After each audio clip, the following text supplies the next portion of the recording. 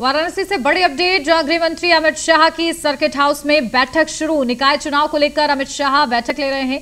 गृह मंत्री के साथ बैठक में सीएम योगी आदित्यनाथ भी शामिल हैं। काशी क्षेत्र के पदाधिकारी और जिला अध्यक्ष भी मौजूद हैं। तो ये बड़ी अपडेट आपको बता दें, गृह मंत्री अमित शाह की सर्किट हाउस में बैठक शुरू हो गई है। निकाय चुनाव को लेकर अमित शाह खासतौर से ये बैठक ले रहे हैं और इस दौरान गृह मंत्री के साथ सीएम योगी आदित्यनाथ भी इस बैठक का हिस्सा हैं। इस बैठक पर चर्चा की जा रही है निकाय चुनाव को लेकर। काशी क्षेत्र के पदाधिकारी और जिला अध्यक्ष भी इस दौरान मौजूद हैं।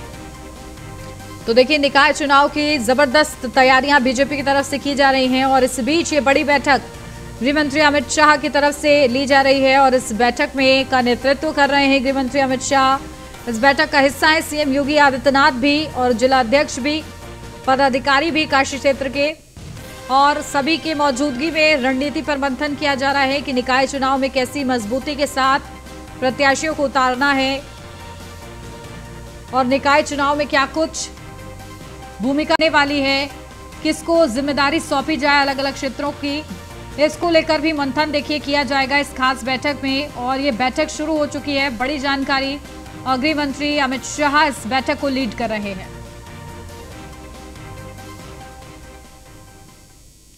तो देखिए, बड़ी जानकारी वाराणसी से आपको दे रहे हैं, जहां गृह मंत्री अमित शाह की सर्किट हाउस में बैठक शुरू हो गई है।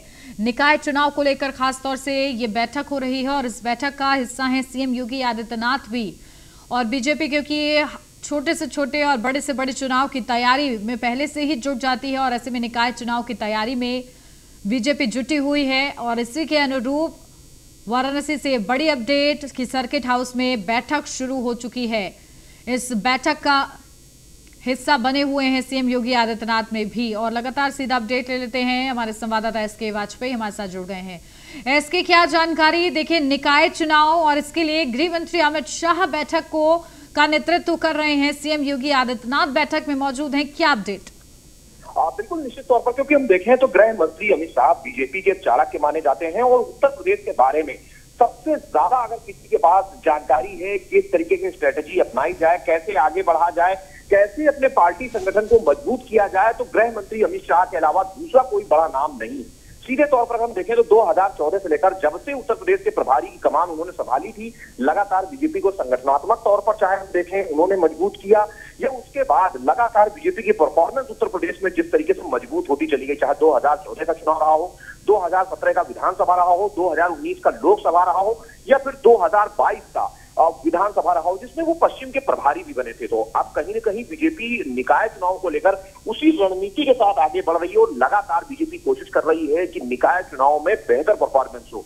वजह साफ है, क्योंकि 17 नगर निगम, उसके अलावा 200 से ज्यादा नगर निकाय हैं जिन पर यह चुनाव होने जा रहा है। एक तरीके से 2024 से पहले ये लिटमस टेस्ट है और उस लिटमस टेस्ट में बीजेपी कोई कसर नहीं छोड़ना चाहती। यही एक वजह है कि जहां 2022 में गृह मंत्री अमित शाह पश्चिम के प्रभारी थे और बेहतर परफॉर्मेंस आई, जबकि पश्चिम में विपक्षी समाजवादी पार्टी बहुत ज्यादा मजबूत स्थिति में थी। तो कहीं न कहीं पूर्वांचल में अगर वाराणसी में बैठक करते हैं गृह मंत्री, तो कहीं न कहीं इसका असर आने वाले निकाय चुनाव में देखने को मिलेगा। हालांकि मुख्यमंत्री योगी आदित्यनाथ भी मौजूद हैं, बीजेपी के सभी जिला अध्यक्षों को, प्रभारियों को इस बैठक में बुलाया गया है। तो कहीं न कहीं एक कोशिश भी होगी कि उनको वो रणनीति बताई जाए कि किस तरीके से वो आगे बढ़ें, कैसे पार्टी की जो नीतियां हैं वो लोगों तक पहुंचाए, उत्तर प्रदेश सरकार और केंद्र सरकार कैसे उनके लिए काम कर रही है, कितनी योजनाओं का लाभ उन तक पहुंचाए, उसकी जानकारी उनको हो। साथ ही साथ बीजेपी के जो अपने एजेंडे हैं, जो संकल्प पत्र में थे, उन पर अब तक क्या काम हुआ है, ये बहुत सारी चीजें बताने की कोशिश होगी। और जिस तरीके से उत्तर प्रदेश में स्मार्ट सिटीज और बाकी चीजों को लेकर बीजेपी काम कर रही है,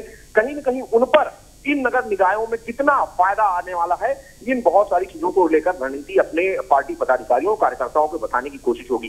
तो ये बहुत सारे विषय हैं जिसको लेकर गृह मंत्री अमित शाह ये बैठक कर रहे हैं और निश्चित तौर पर इस बैठक के पीछे वजह भी यही होगी, कम से कम पूर्वांचल में बैठक के जरिए एक अपने संगठन में नई स्फूर्ति दी जाए और उस स्फूर्ति के जरिए आने वाले समय में होने वाले निकाय चुनाव में भारतीय जनता पार्टी की परफॉर्मेंस बेहतर हो।